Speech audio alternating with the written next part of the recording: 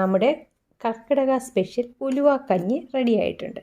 പലതരത്തിലുള്ള കർക്കിടക കഞ്ഞിയുണ്ട്. മരുന്ന് കഞ്ഞിയുണ്ട്, പച്ചമരുന്നുകളുണ്ട്, പച്ച ഇലമരുന്നുകളുണ്ട്, പൊടിയുണ്ട്. അങ്ങനെ ഇത് ഉലുവ കഞ്ഞി എന്ന് പറയുന്ന ഒരു സ്പെഷ്യലായിട്ടുള്ള ഐറ്റമാണ്. സിമ്പിളായിട്ടുള്ള നമ്മുടെ ഈ കർക്കിടക കഞ്ഞി ഉണ്ടാക്കാനായിട്ട് കുത്തരി ആണെങ്കിലും നല്ലതാണ്. ഏറ്റവും നല്ലത് ഞവര അരിയാണ്. എനിക്കിപ്പോൾ ഇത് രണ്ടും ഇല്ലാത്തതുകൊണ്ട് ഞാൻ നോർമൽ അരിയാണ് എടുത്തിട്ടുള്ളത്.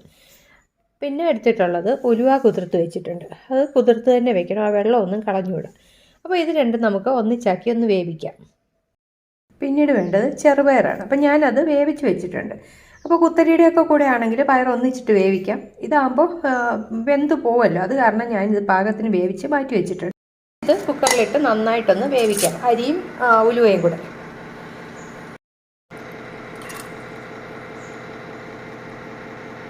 അപ്പോൾ ഇതിലേക്ക് നമുക്ക് ഉലുവയുടെ കൂടെ ആശാളി എന്നും പറഞ്ഞിട്ടൊരു ഐറ്റം കിട്ടുമേ, ഒരു പച്ചമരുന്ന് കടയിൽ കിട്ടും. ഈ പഞ്ഞിപ്പല്ലൊക്കെ പോലെ ചെയ്യും, അതുകൂടെ ഉണ്ട്. അതുകൂടെ ഇട്ട് വേവിക്കാം. അപ്പോൾ എൻ്റെ കയ്യിൽ അതില്ലാത്തതുകൊണ്ടാണ് ഞാനത് ഇടാത്തത്. എനിക്കതിവിടെ കിട്ടിയില്ല. നമ്മുടെ കഞ്ഞിതേ ഇവിടെ വെന്തിട്ടുണ്ട്. ഇനിയും കുറച്ച് പ്രിപ്പറേഷനൂടെ ഉണ്ട് ഇതിനകത്ത്.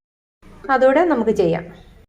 കുറച്ച് വെളുത്തുള്ളി, ജീരകം, തേങ്ങാപ്പീര ഇത്രയും കൂടെ നന്നായിട്ടൊന്ന് അരച്ചെടുക്കാം നമുക്ക്. എന്നിട്ടത് കഞ്ഞിയിലൊഴിച്ചൊന്ന് തിളപ്പിച്ചെടുക്കണം. ഇതിൻ്റെ ഒപ്പം നമുക്ക് വേണമെങ്കിൽ ചുവന്നുള്ളിയും ഇടാം. അപ്പം ഞാൻ വെളുത്തുള്ളി മാത്രമാണ് ഇടുന്നത്. നമ്മളിത് നന്നായിട്ട് അരച്ചെടുത്തിട്ടുണ്ട്. ഇനി ഇത് നമുക്ക് കഞ്ഞിയിലൊഴിച്ച് തിളപ്പിച്ചെടുക്കാം. കഞ്ഞിയിൽ കുറച്ച് ഉപ്പിട്ടിരുന്നു കേട്ടോ, ഉപ്പിട്ടിട്ടുണ്ടായിരുന്നു. ഉപ്പിട്ടാണ് വേവിച്ചത്. കുറച്ച് വെള്ളമൂടെ എടുത്ത് ഒഴിച്ച് നമുക്ക് ഇതങ്ങ് കഴുകി ഒഴിച്ചേക്കാം അതിനകത്തോട്ട്. ഇതിലേക്ക് നമ്മൾ വേവിച്ച് വെച്ചിരിക്കുന്ന പയർ കൂടി ചേർക്കാം. പയർ നമ്മുടെ ആവശ്യത്തിന് ചേർക്കാം. ഞാൻ പറഞ്ഞല്ലോ ഞാൻ എന്തുകൊണ്ടാണ് അത് കുതിർത്ത് വെച്ച പയറായിരുന്നു, അതുകൊണ്ടാണ് ഞാൻ അരിയുടെ കൂടെ ഇട്ട് വേവിക്കാഞ്ഞത്. ഇത് ചൂടോടെ കഴിക്കണം. അതുപോലെ തന്നെ നമുക്ക് നെയ്യിൽ ഉള്ളി വറുത്തിട്ട് കഴിക്കാം.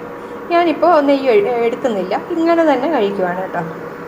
ഒരു വെറൈറ്റി കഞ്ഞി ഉലുവ കഞ്ഞി മാത്രമാണ്. അപ്പോൾ ഇത് മാത്രമല്ല, ഇത് ഞാൻ എൻ്റെ രീതിയിൽ തയ്യാറാക്കുന്നതാണ്. ഓരോ ഇടത്ത് തയ്യാറാക്കുന്നത് വ്യത്യാസമൊക്കെ ഉണ്ടാവും. അപ്പോൾ അതിനനുസരിച്ച് വ്യത്യാസപ്പെടുത്താം കേട്ടോ. പെർഫെക്റ്റ് ആണെന്ന് ഞാൻ പറഞ്ഞില്ല, ഞങ്ങളുടെ വീട്ടിൽ തയ്യാറാക്കുന്നത്. അപ്പോൾ ഇതേ നമ്മുടെ കർക്കിടക സ്പെഷ്യൽ ഉലുവ കഞ്ഞി റെഡി ആയിട്ടുണ്ട്.